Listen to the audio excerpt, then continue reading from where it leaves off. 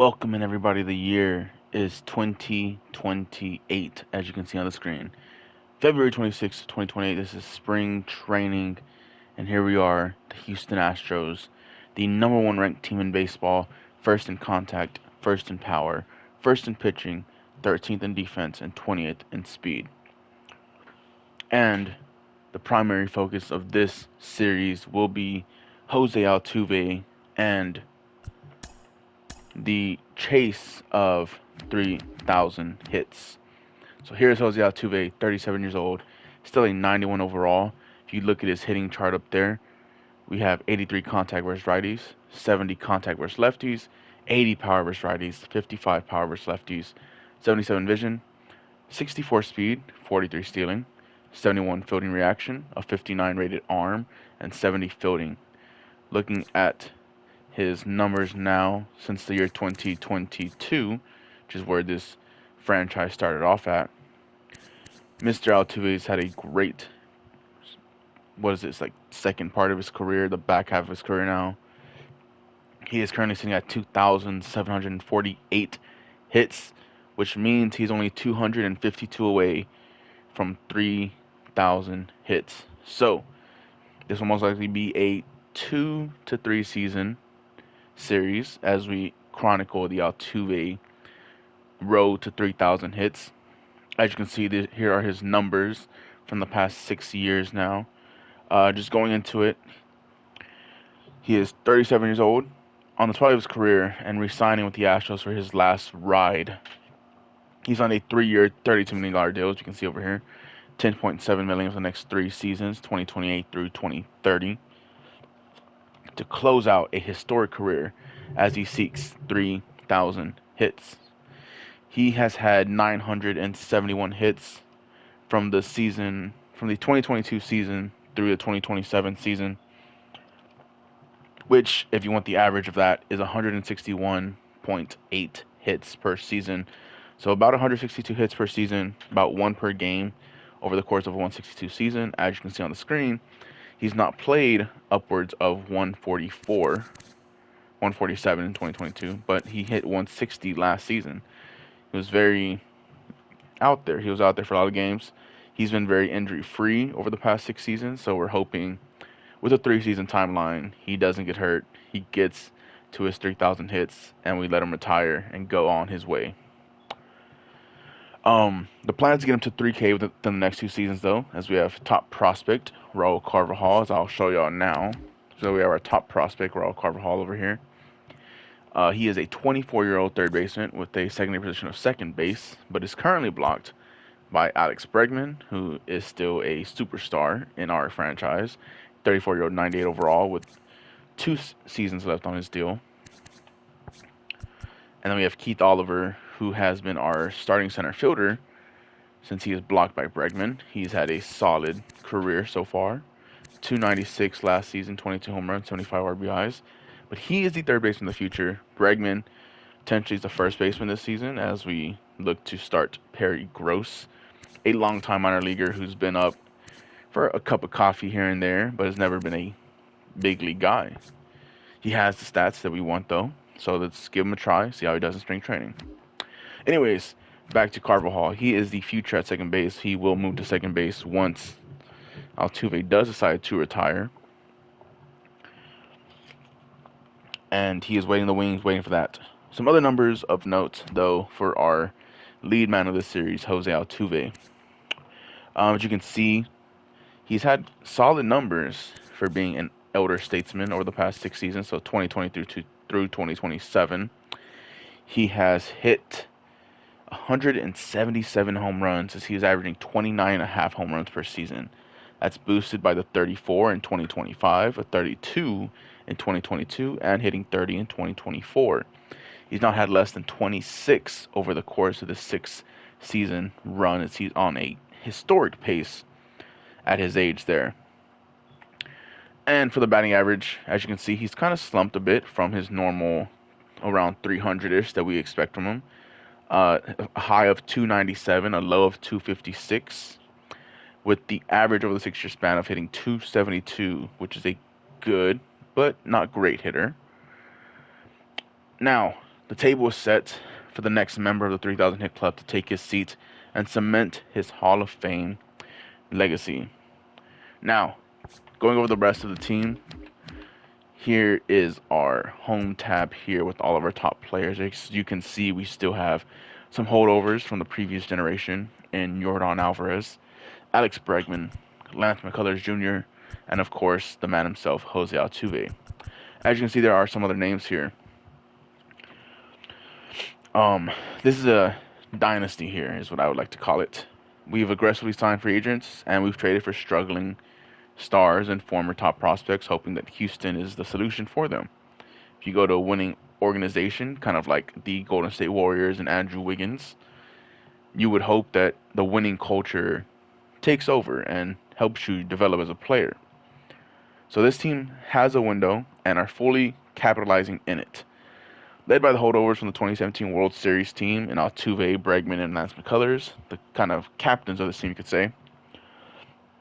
And the next wave of talent in the H-Town versus everyone era of Houston baseball, which is that era post-2017, where a lot of young guys came up and saw their stock rise and become stars in Houston, and they still felt the after effects of the 17 World Series. These guys are like Yordan Alvarez, who is our top player here. Another one is Jeremy Pena, another top former prospect who's now blossomed into a superstar for us. A quick look at him. He's had some injuries here and there. He struggled along the way, but last season was his best yet. 25 home runs, 78 RBIs, and a 304 batting average, batting out of the 2-hole for us. And, of course, there are other guys, like top prospects from that era, who are now key contributors on this team. Those include our starting catcher, Corey Lee, who's a 90 overall 29-year-old. He split time his first couple of years, 2025 and 2026. And last year as the full-time starter, 14 home runs, 62 RBIs, and a 262 batting averages. Nothing to scoff at from our 9-hole hitter, and that's what we would want from our catcher, something like that. Now going over a couple of the other top prospects y'all might be familiar with from that time period. Some pitchers, actually. Hunter Brown, 29 years old now, 89 overall. 3 full seasons on the big league club, if you want to look at his numbers here. We used him out of the bullpen a little bit in his first year, let him get comfortable. He got shelled in his first full season as a starter, as you can tell by the 5.80 ERA. But now, in his second year as a full-time starter, third year on the team, he pulled out a great season as he was the Cy Young runner-up to our ace, Lance McCullers, as he threw 211 innings over 33 starts, 19 wins, 5 losses, but 214 strikeouts in the 211 innings. And, of course, a 2.90 ERA. His point of attack is a blazing fastball that's in the 98 to 100 range, and then going either the slider against righties or the outside changeup against lefties, as his changeup clocks in between 68 and 72 miles per hour. It is insanely hard to hit that 30 mile per hour difference between Hunter Brown's fastball and changeup. And our other former top guy who has developed into one of the guys on this team, Forrest Whitley, someone who isn't necessarily loved in Houston right now in our current year of 2022, but with some time, with some patience, maybe he gets back to what he was thought to be. So in his 3 years on the Houston club, he's had a sub ERA of 4. He's always been below 4. First season was used out of the bullpen, started some games, had some saves. Looks solid though, and then he's been a full-time starter the past 2 seasons, has had a sub 4 ERA. Pretty similar numbers both seasons. We hope that he stays around that. He's an 85 overall, 30-year-old, has a couple years left on his contract, and then he will be up for arbitration in his last season. So yeah, so there's Forrest Whitley, and then now we're going to move on to these former top prospects that are in their late 20s, early 30s, and they're entering the prime of their careers. So these are those guys, and then we have a couple more that kind of cement them. So our front office has been aggressive in bringing in underperforming players as prospects, such as you see here, Grayson Rodriguez. We traded for him from the Orioles last season, as he has had a ERA above 5 pretty much every season of his career, and we traded halfway through the year last year. I want to say he was around 3-9 maybe when we traded for him. His ERA was above 5 at the time as well. And he responded, got his ERA to the lowest of his career, 4.69, and 194 strikeouts, a career high. So we're taking on some risks, bringing on these former top prospects who have struggled with their teams, and we're hoping that they respond well to being in the culture of Houston with a much better lineup than Baltimore probably has. I don't know what their team looks like, but I would assume our lineup is better. And we instantly signed him to a 5-year, $36 million deal to lock him up through 2032 and through his age 33 season. So some other top prospects, former players of other teams that we brought on, a couple of relief guys. Alex Reyes from the Cardinals. He's had 2 solid seasons with us, and last year was his worst season, 5.70 ERA. But he's been solid as our setup man to Josh Hader. Another couple of guys we brought on are Jordan Hicks, who, due to the simming in the game, he sometimes gets no innings at all. Sometimes he gets a lot. But he's been an average reliever for us. Someone who's played very well, pitched very well, and we like having him in the pen. And then, of course, our other former top prospect, who is now with this team, is Jared Kelnick. He has spent the last year and a half in Houston. We traded for him in the 2026 season, and he promptly got hurt and missed the rest of the season. So 2027 was his first full year with the Astros, 269 average, 34 home runs, 91 RBIs from the guy who's hitting in the 7 to 8 range usually in one of those spots. We signed him to a $15 million deal over 3 years, so $45 million total. So we have him in right field. And now the market has shown, of course, great contributions from other players throughout our franchise that y'all do not know about, such as Rafael Devers was an Astro at one point, Jacob deGrom took a 1-year flyer to get a ring, and guys who are currently on the team, like the aforementioned Josh Hader, Garrett Crochet, a couple of fireballing lefties who have been great in Houston. Garrett Crochet, 2.09 ERA last year. Josh Hader, in 4 years in Houston, has been our closer. 3.60 ERA has been his highest in 2025, but for the most part, he's been a great closer for us.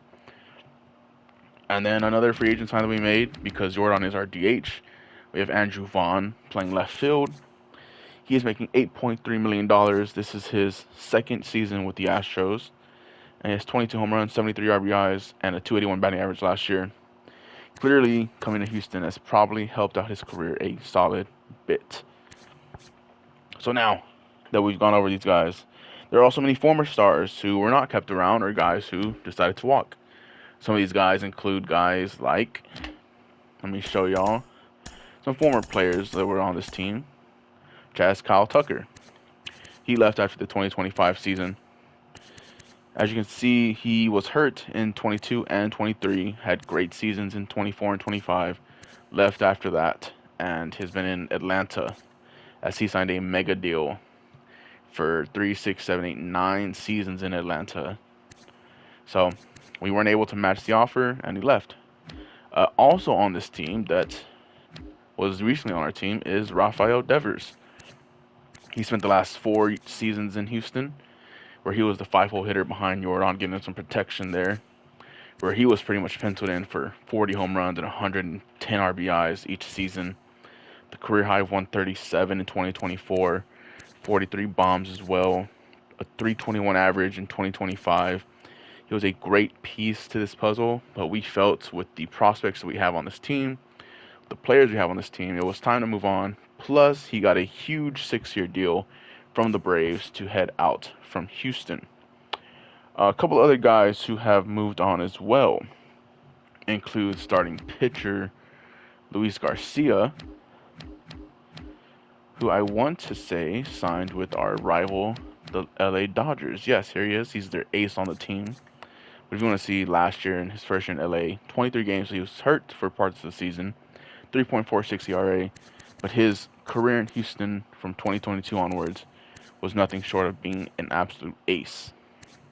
Career low of 2.0 ERA in 2024, 19 and 5, His last year in Houston, 2.73 ERA, 18 wins, over 33 starts. He was an absolute stud for the Astros. Sadly, we had to let him walk. There are a few others I would like to kind of just go through very quickly as I find them here.